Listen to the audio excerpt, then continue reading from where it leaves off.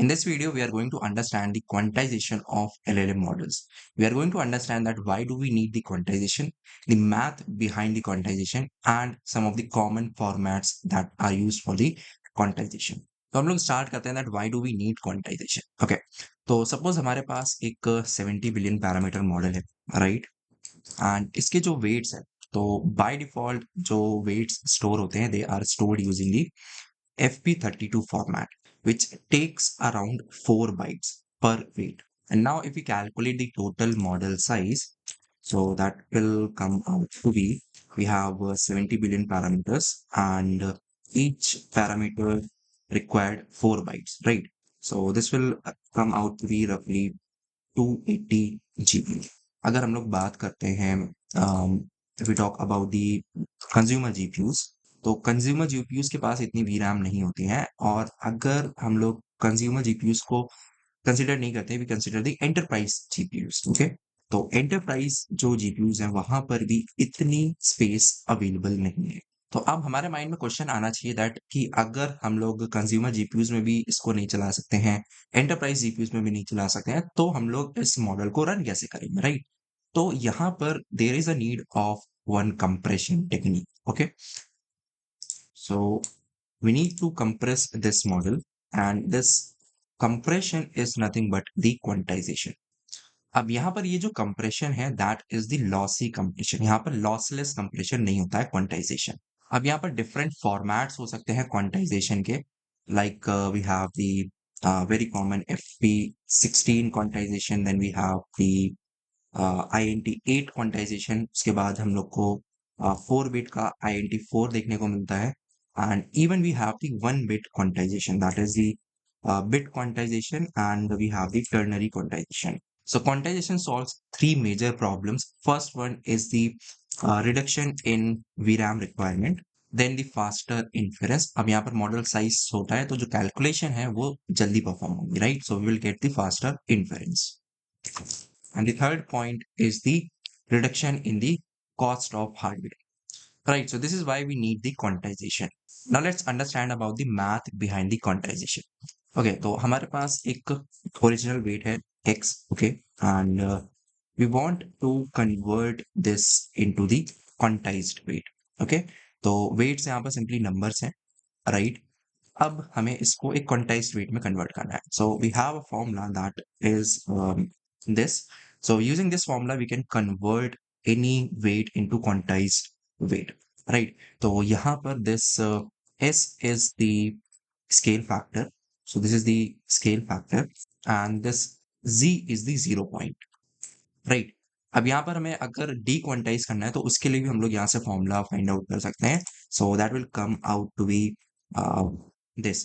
अब यहाँ पर we will not get the original weight तो इसीलिए मैंने यहाँ पर इसको x बार से डिनोट करा है तो यहाँ पर थोड़ी बहुत एरर रहेगी okay so there will be a difference between the x and x bar because I have already mentioned कि जो क्वांटाइजेशन है वो क्या है वो एक लॉसी कंप्रेशन है ओके अब यहाँ पर ये जो दोनों फॉर्मूला है ठीक है इनको समझते हैं ठीक है तो इसको समझने के लिए we are going to step away from this quantization ठीक है तो यहाँ पर हम लोग एक काफी सिंपल सा एग्जांपल लेते हैं अब थोड़ा सा यहाँ पर टेक्निकल हो सकता है so just be with me you will get everything okay तो देखो यहाँ पर क्या हो रहा है कि suppose we have one area ठीक है which is 60 square feet okay तो यहाँ पर हम लोग इमेजिन करते हैं ये जो एरिया है हमें क्या करना है कि एक इसका ब्लूप्रिंट बनाना बिकॉज यहाँ पर हम लोग इस पे एक स्टूडियो बनाना चाहते हैं ठीक है तो हम लोग सबसे पहले एक ब्लूप्रिंट बनाएंगे और जो ब्लूप्रिंट है उसको हम लोग क्रिएट करेंगे उसको हम लोग बनाएंगे एक शीट ऑफ पेपर पे ठीक है तो यहाँ पर जो हमारे पास पेपर है उसका जो साइज है ठीक है that is 10 square inch okay right अब सपोज हम लोग यहाँ पर एक रूम क्रिएट करना चाहते हैं ठीक है इसमें height is 40 feet and this width is somewhere around let's say 20 feet okay तो इस तरीके का हम लोग एक रूम क्रिएट करना चाहते हैं अब इस रूम को हमें मैप करना है इस ब्लूप्रिंट में तो हम लोग इसको मैप कैसे करेंगे तो यहाँ पर जो एक्चुअल एरिया है ठीक है अब हमें जो एक्चुअल डायमेंशन है एक्चुअली में उसको हमें स्केल डाउन करना पड़ेगा राइट तभी हम लोग इसको इस जो ब्लूप्रिंट है हमारा उस पर हम लोग बना सकते हैं ठीक है So we need to calculate that what will be the size of this room on this blueprint. Okay. तो अब यहाँ पर हम लोग इसको कैसे कर सकते हैं? ओके, सी यहाँ पर वी हैव दी हाइट, पहले हम लोग विड्थ लेते हैं, ठीक है? तो यहाँ पर हमारे पास विड्थ है 60 feet, and if we convert this into inch, so this will come out to be 720 inch. तो यहाँ पर हमारे पास जो ब्लूप्रिंट है उसकी जो विड्थ है that is the 10 inch. Okay, तो यहाँ पर अगर हम लोग एक स्केल फैक्टर निकालेंगे, सो बेसिकली हमें क्या करना है, ये जो 720 इंच है इसको हमें डिस्ट्रीब्यूट करना है इस 10 इंच में, ठीक है? So this will be our scale factor which will come out to be 72, right? तो यहाँ पर हम लोग using this scale factor we can find out the dimension for this area, for this room, for this blueprint, ठीक है? तो यहाँ पर as we have taken the square, तो यहाँ पर we don't have to separately calculate the scale for the height. तो यहाँ पर दोनों के लिए स्केल सेम होगा, so we can write like this is our scale factor. तो अगर हम लोग यहाँ पर क्वांटाइज्ड विड्थ को कैलकुलेट करें, तो जो हमारी ओरिजिनल विड्थ है that is the 20 feet, okay, and scale factor क्या है हमारे पास 72. तो this will come out to be 0.28 inch, okay. So this will be the quantized width, and similarly we can calculate the quantized height. अब यहाँ पर हम लोगों ने इस फॉर्मूला में यूज नहीं करा है इस 0 पॉइंट का, ओके? तो 0 पॉइंट क्या है अब हम लोग समझते हैं। तो यहाँ पर हमारी जो कैलकुलेशन है, ठीक है, ये जो ब्लूप्रिंट हम लोग रेडी कर रहे हैं उसकी जो कैलकुलेशन है वो हम लोगों ने स्टार्ट करी है एकदम bottom left of this blueprint, okay? तो इसके जो कोऑर्डिनेट होंगे दैट विल बी 0,0, राइट? अब सपोज यहाँ पर हम लोगों ने 0,0 से ओरिजिन नहीं रखा होता, या फिर हमारी जो कैलकुलेशन है वो यहाँ से नहीं स्टार्ट हुई होती, यहाँ पर अगर हम लोगों ने इसको शिफ्ट कर दिया होता, ठीक है, अगर let's say we have shifted this origin और this starting point of this blueprint, ठीक है, तो यहाँ पर दिस विल बी 10,10, राइट? तो अब यहाँ पर हम लोगों ने क्या करा है, एक ऑफसेट इंट्रोड्यूस कर दिया है। तो ये जो ऑफसेट है this is nothing but the 0 point. तो हमारे केस में हम लोगों ने जो कैलकुलेशन स्टार्ट करी थी वो स्टार्ट करी थी हम लोगों ने 0.0 से, 0,0 से। तो यहाँ पर जो 0 पॉइंट की वैल्यू थी दैट इज 0, ओके, राइट? तो अब हम लोग इस एग्जाम्पल को अपने माइंड में रखते हैं कि किस तरीके से स्केलिंग चल रही है, किस तरीके से स्केल फैक्टर हम लोग कैलकुलेट कर रहे हैं, एंड यही कॉन्सेप्ट हम लोग अप्लाई करेंगे क्वांटाइजेशन ऑफ एलिमेंट्स में। ओके, तो इसको थोड़ा सा बेटर समझने के लिए यहाँ पर हम लोग एक्सेल का यूज करते हैं, राइट? तो यहाँ पर let's say we have some weights, तो इसको हम लोग एक्स से डिनोट कर रहे हैं, हमारे पास एक एरे है, ओके? तो इस तरीके से हमारे पास मॉडल के वेट्स हैं, तो ये ओरिजिनल वेट्स हैं, राइट? तो अब हमें यहाँ पर क्वांटाइज्ड वेट को फाइंड आउट करना है, ओके? तो हमारा जो फॉर्मूला है दैट इज दिस, ठीक है? तो अब यहाँ पर first we need to calculate the scale factor. अब देखो यहाँ पर हम लोग स्केल फैक्टर कैसे कैलकुलेट करेंगे, तो यहाँ पर we are not going to take the original maximum value of the floating point 32 representation, ठीक है? तो यहाँ पर हम लोग क्या करेंगे कि ये जो हमें वेट्स मिले हुए हैं इसमें से हम लोग जो मैक्सिमम एब्सोल्यूट वैल्यू है उसको कंसीडर करेंगे, राइट? तो यहाँ पर हमारे पास जो एरे है वो ये है। अब अगर हम लोग इसमें एब्सोल्यूट मैक्सिमम वैल्यू कैलकुलेट करेंगे, so that will come out to be 4.2, ठीक है? तो एब्सोल्यूट का मतलब है यहाँ पर हम लोग साइन को कंसीडर नहीं कर रहे हैं, राइट? तो जो भी मैक्सिमम वैल्यू आएगी अब हम लोग उसी से रेंज बना लेंगे, तो हमारी जो रेंज होगी that will be -4.2 to positive of 4.2, ठीक है? तो ये हमारी रेंज बन जाएगी, ओके? सो अब ये हमारा स्केल है। अब जैसे हम लोगों ने इस ब्लूप्रिंट के केस में करा था, ठीक है, हम लोगों ने जो मैक्सिमम विड्थ थी, ठीक है, वो कंसीडर करा था, ठीक हम लोग यहाँ पर भी वही करने वाले हैं, and using this only we are going to, using this concept only we are going to find out the scale. Scale यहाँ पर क्या हो जाएगा, तो हमारे पास जो मैक्सिमम वैल्यू है दैट इज 4.2, एंड यहाँ पर अब जो मैक्सिमम वैल्यू है, ठीक है, जिसमें हम लोग क्वांटाइज करने वाले हैं, तो ये जो वेट्स हैं, ठीक है, इनको हम लोग क्वांटाइज करने वाले हैं इन इंट 8, ठीक है, and we will be using the signed representation, okay? तो यहाँ पर जो मैक्सिमम एंड मिनिमम वैल्यू होगी that will be -127 to 127. Okay, so ये हमारी मैक्सिमम एंड मिनिमम वैल्यू हो जाएगी। ओके, तो हम लोग यहाँ पर मैक्सिमम वैल्यू को कंसीडर कर रहे हैं, सो this will be 4.2 by 127, right? So this is how we can find out the scale factor. Okay, so this will roughly come out to be 0.033. Okay, अब यहाँ पर ये जो 0 पॉइंट है, तो हम लोग जो क्वांटाइजेशन की बात कर रहे हैं, ठीक है, जो क्वांटाइजेशन हम लोग समझ रहे हैं, तो हम लोग काफी कॉमन क्वांटाइजेशन को समझ रहे हैं, that is the linear and the symmetric quantization. तो इस केस में जो 0 पॉइंट रहता है दैट इज द 0.01। तो यहाँ पर बेसिकली इसका क्या मतलब है कि हमारा जो स्केल है, ठीक है, तो हमारा जो स्केल है वहां पर ये जो पॉइंट है 0.0, तो इसके लेफ्ट एंड राइट पे जो वैल्यूज हैं वो सिमेट्रिकल होंगी, ठीक है। तो this is what the 0 point is. Okay, यहाँ पर कोई भी ऑफसेट नहीं है जैसे हम लोगों ने यहाँ पर दिखा, ठीक है, इस ब्लूप्रिंट के केस में, राइट। तो जो z की वैल्यू है वो 0 रहेगी, तो हम लोग इसको कंसीडर नहीं करेंगे। अब यहाँ पर हम लोग कैलकुलेट करते हैं quantized weights. Okay, so we can simply use this scale factor. All we need to do is we have to divide this by the scale factor. Okay, so this is how we will calculate the quantized weight. अब यहाँ पर हम लोग जो quantization use कर रहे हैं that is the int 8, तो हम लोग डेसिमल में वैल्यूज नहीं रख पाएंगे, ठीक है, तो that's why we are using the round method. Okay, तो यहाँ पर we have to round these values. So you can use the round function.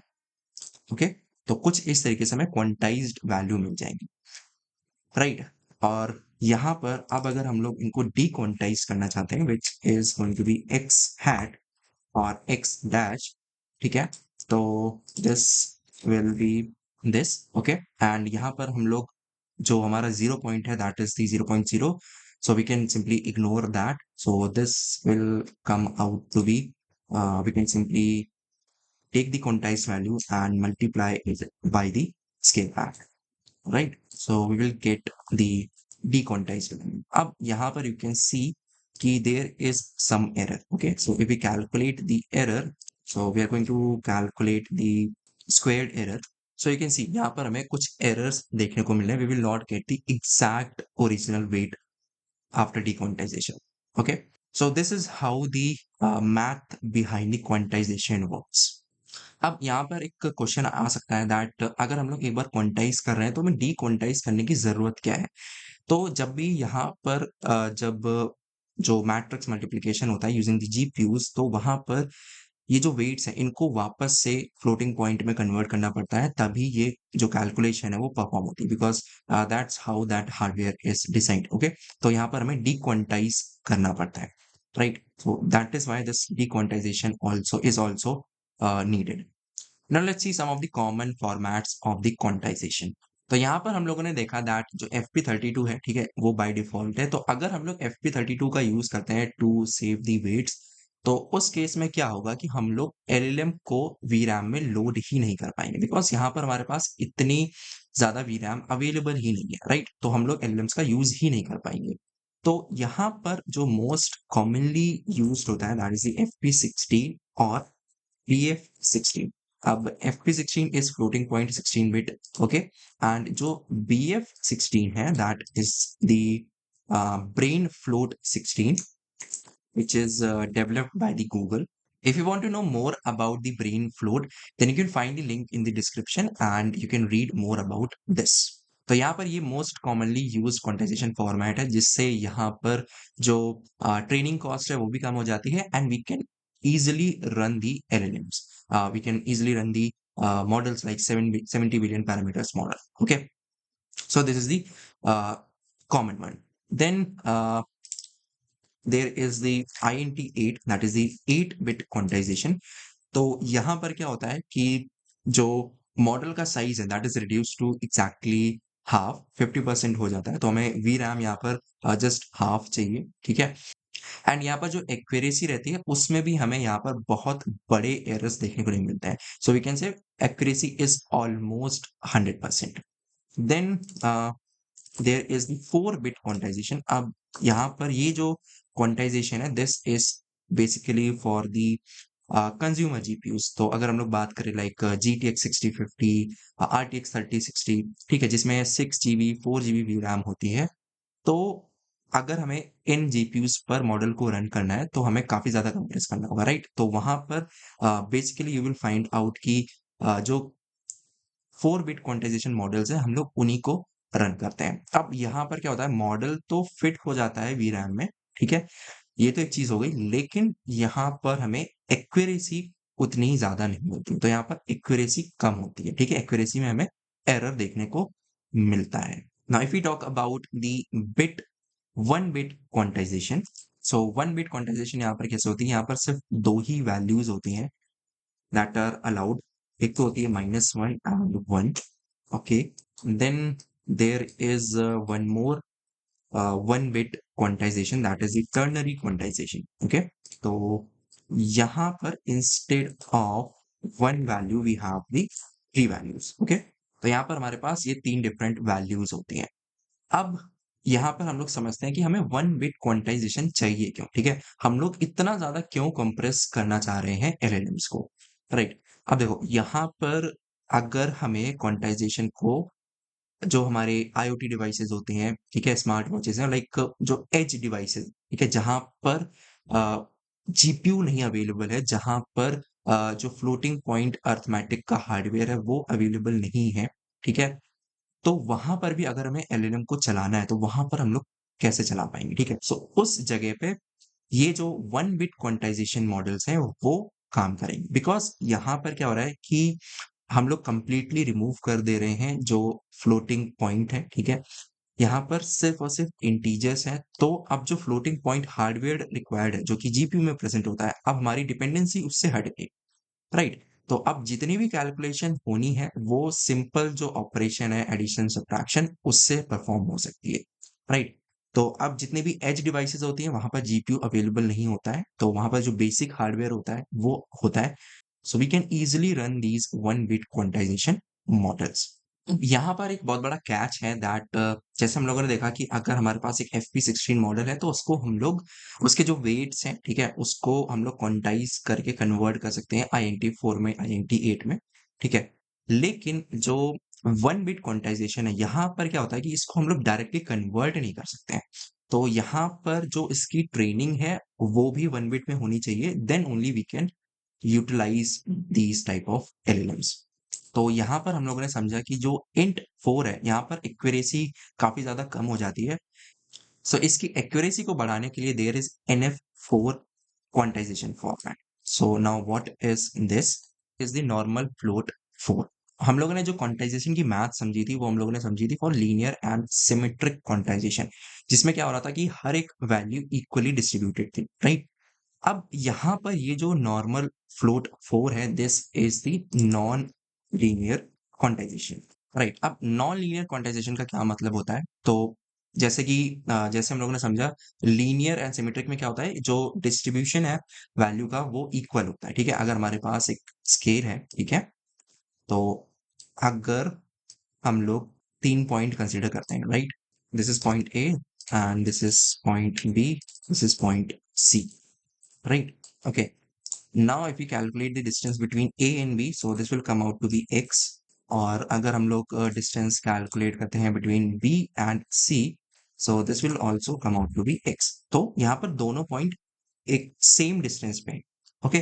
तो यहाँ पर ऑब्जर्व करा गया कि जो मॉडल के वेट्स होते हैं, ओके, तो अगर हम लोग एक नॉर्मल डिस्ट्रीब्यूशन बनाते हैं, राइट, लाइक दिस, तो ये ऑब्जर्व करा गया कि जितने भी मॉडल के वेट्स हैं वो मोस्टली लाई करते हैं अराउंड 0.0 वैल्यू, ठीक है। तो बहुत ही कम ऐसे वेट्स होते हैं जो कि लाई करते हैं एक्सट्रीम लेफ्ट और एक्सट्रीम राइट, जिनको हम लोग आउटलायर्स बोल सकते हैं, ठीक है। So these are outliers, right. तो अब जो स्केल बनेगा वो कुछ इस तरीके का बनेगा कि यहाँ पे जो 0.0 है यहाँ पर बहुत ज्यादा रेंज हो, एंड जो एक्सट्रीम लेफ्ट है एंड जो एक्सट्रीम राइट है वहां पर कम वैल्यूज हो, तो मैक्सिमम, सो दैट यहाँ पर जो मैक्सिमम प्रिसीजन है उसको मेंटेन करा जा सके, ओके। तो इस तरीके से ही यहाँ पर ये जो NF 4 फॉर्मेट है वो वर्क करता है, जिससे यहाँ पर जो एक्यूरेसी है वो थोड़ी-सी बढ़ जाती है, right? So this is the normal float for quantization. Alright, so यहाँ पर हम लोगों ने समझा that why do we need quantization, what is the math behind the quantization and some of the common formats for the quantization. So I hope you found this piece of information useful. Do share it with your friends and don't forget to like this video. And if you are new to this channel, then don't forget to subscribe to this channel. I'll see you in the next one. Thanks for watching.